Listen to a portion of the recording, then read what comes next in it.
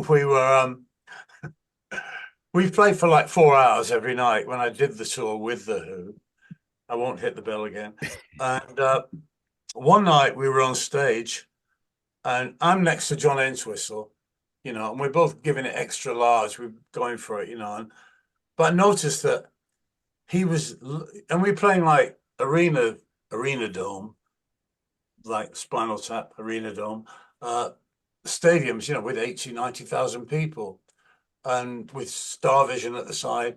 And I noticed for the first few numbers, well, all the way through the set, really, John Entwistle was looking at me going, nodding, and I'm like, yeah, I'm going for it. And every time I looked at him, he's going at me. And I thought, so when we came off after 4 hours, we walk into the dressing room. I said, what you with all that nodding? He said, did you not see it? I said, see what? He said, the first number, the biggest pink moth landed on your quiff like that with, I had so much hairspray on, and it stayed there for the whole show. I was I was absolutely gutted because that was the only person in 90,000 people that didn't know I had a big bow on that. Guys, And I thought I was being a rock god. But it was just Steve, tell us about the album.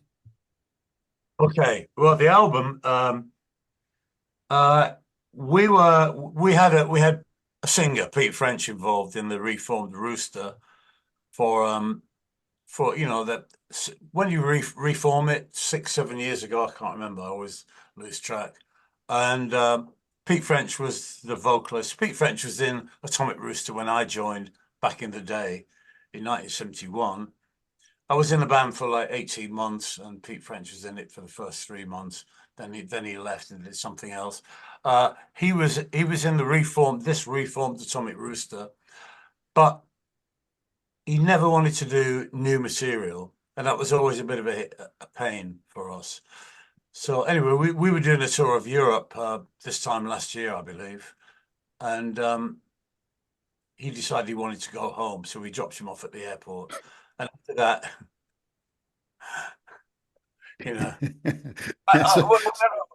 whenever I say that, I think about the Rolling Stones.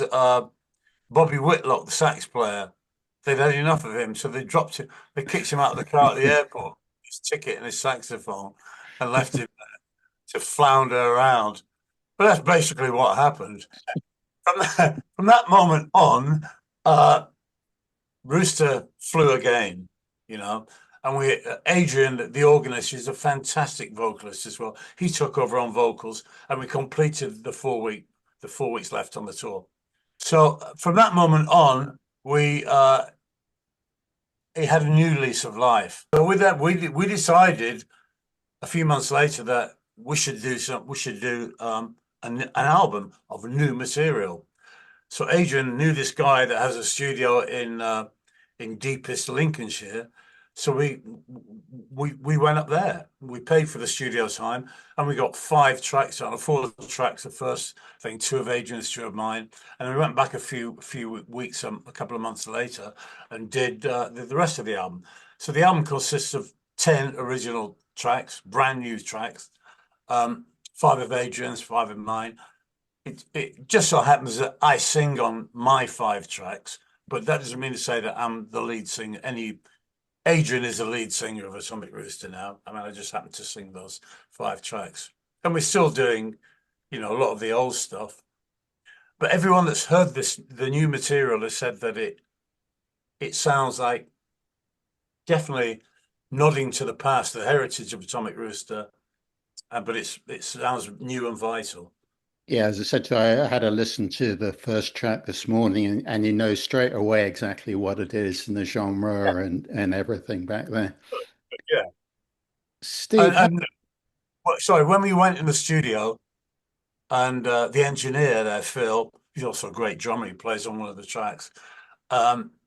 He reminds me that the first thing I said to him on entering the studio, I said, Phil, just make it as gothic as you can. See, Paul, how did you end up with the band in the band? You're a lot younger than some of the elder statesmen. I am, yeah. So how I ended up in the band is the quickest answer in the world. I'm Adrian's friend. So me and Adrian have known each other since our teenage years, um, and we've played multiple different people over the years. And the previous drummer to me, Bo, was leaving the camp, and I played quite a lot with Adrian, and also Shug, the bass player, in a few, and it just became a natural succession. It was like I was the next one in line. I already knew some of the guys. I play the kind of classic rock thing is kind of my bag. So it's kind. I was the natural successor, and just solely being Adrian's mate.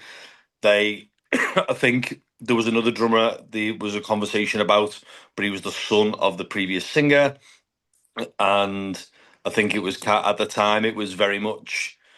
Um, it made more sense to bring someone completely outside of the camp in than having someone that was already kind of involved. And I came along, did we did 2 rehearsals, first show done, and then and Well, since then, I remember the first rehearsal with you, and I turned round I said, "Yeah, I can play with this guy. I can work with this guy. This is good." And so yeah, that was it. Yeah. that was it. And then Can I just say, David, we have the full blessing of Vincent Crane's widow to do this. When it was put to me to reform Atomic Rooster, like 6, 7 years ago, however long it was. Yeah, she gave us a full blessing and to take the Rooster thing forward, do new material and do the old stuff. So sorry, Paul. Sorry to butt in there. it's all right, mate. No, Just for people who don't know, he of course was basically the heart. I think it's fair to say the heart of Atomic Rooster, and yeah, the member who was most consistent in being part of the gang. he was the only consistent member. Vince? Up until Vincent's passing, he was the only ever consistent member of Yeah. Atomic Rooster. Every Atomic Rooster album has got a completely different lineup on it. Every one of them. There's been more members of Atomic Rooster than there's been in some football clubs. Can I just say, I went to see Louise and me went to see the new Spinal Tap movie the other day, Oh. and which is great. It's great. You haven't seen it, Paul, have you? I've not been. No, I've not. I was there. They didn't have it in the cinema when I was on holiday. So it's great, and I think there are a few. I think it's I think it's one of those that you need to see again because there are definitely creepers in there and definitely ongoing things. But there's a brief glimpse of Rick Parnell, who was the drummer in Atomic Rooster when I was in the band. In fact, he became my kind of guru, if you like. We shared a flat and sort of stuff. And so there's a brief thing. And I just went on Rick's Wikipedia. Rick died a few years back, 3 years back. Unfortunately, he was living in America. And I went in his Wikipedia page, and there's a standout quote on his Wikipedia page about Rick's audition for This Is Spinal Tap. So we went along, and the guys were there. The Nigel Tuffins and the other. They were there, and they said to Rick, "Well, what have you been doing?" He said, "Well, I've been doing this." And he said, "I was in a band called Atomic Rooster." And they all looked at each other and went, "You're our guy." Do you want to know, Steve? I forgot. I've not spoken to you since, but quite a strange turn of events. On social media, Spinal Tap have got like a bit of a running joke auditioning for drummers. Right. Okay. And loads of famous, like, Mike Portnoy from Dream Theaters put his name forward, Thomas Lang. And I sent my CV in it and put on it at Atomic Rooster and got a straight response from them saying, yes. Yeah. Yeah. You may be playing live with the old boys. Yeah. And because I thought it'd be quite funny, obviously with Rick being their guy. Yeah. And I was like, I just said, I wrote in my opening gambit in the CV, it was something along the lines of, I'm still young, I fancy living, but this seems like a job worth risking it for. Yeah. How close is Spinal Tap to the reality, or what it was like? I'm sure it's not like that right now, but back in the day. I'm convinced I'm in Spinal Tap. I remember when it came out.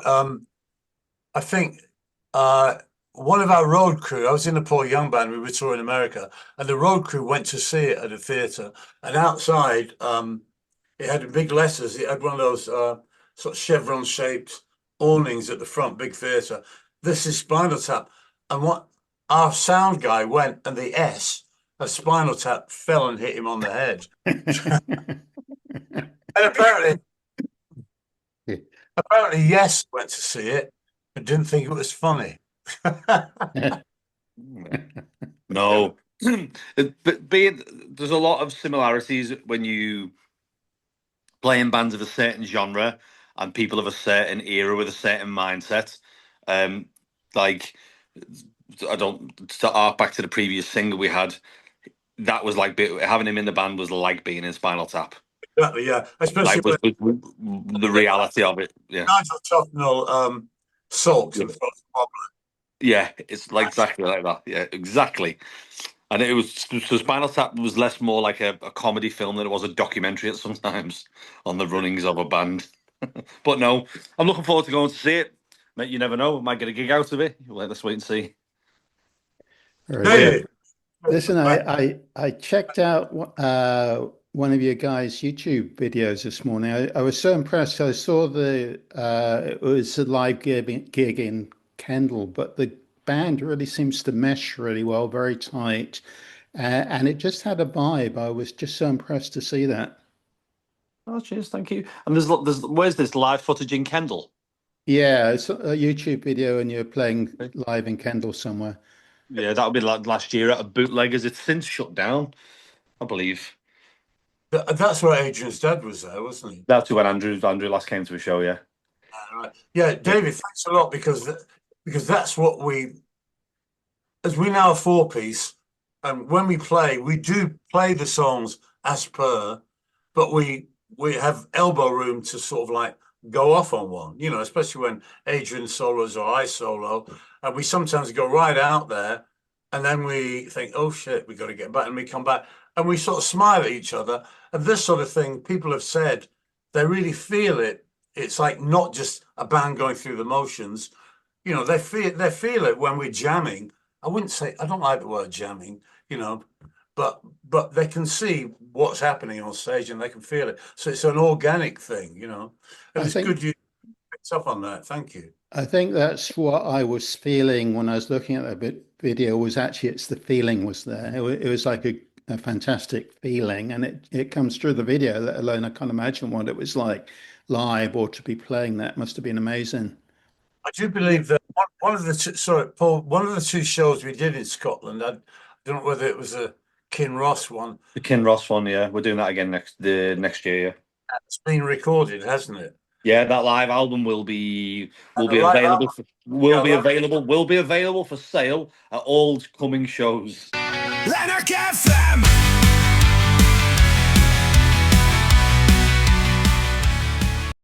Lanark FM.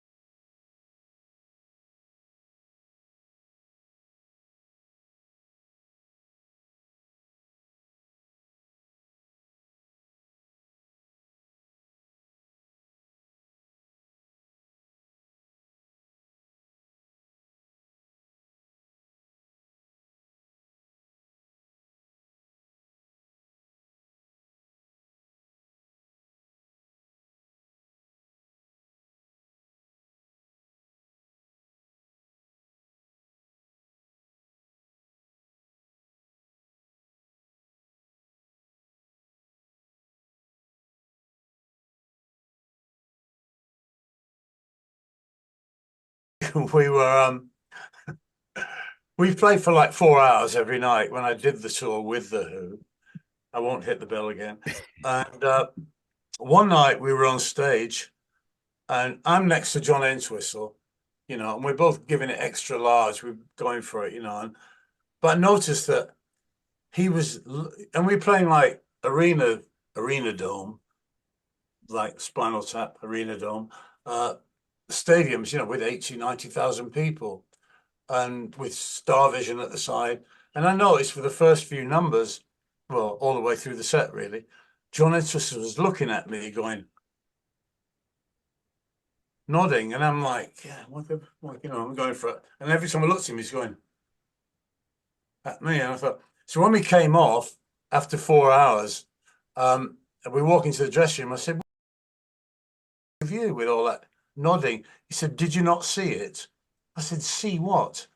He said, "The first number, the biggest pink moth landed on your quiff like that with, you know, I had so much hairspray on, and it stayed there for the whole show." I was I was absolutely gutted, because that was the only person in 90,000 people that didn't know I had a big bow on that. Guys, And I thought I was being a rock god.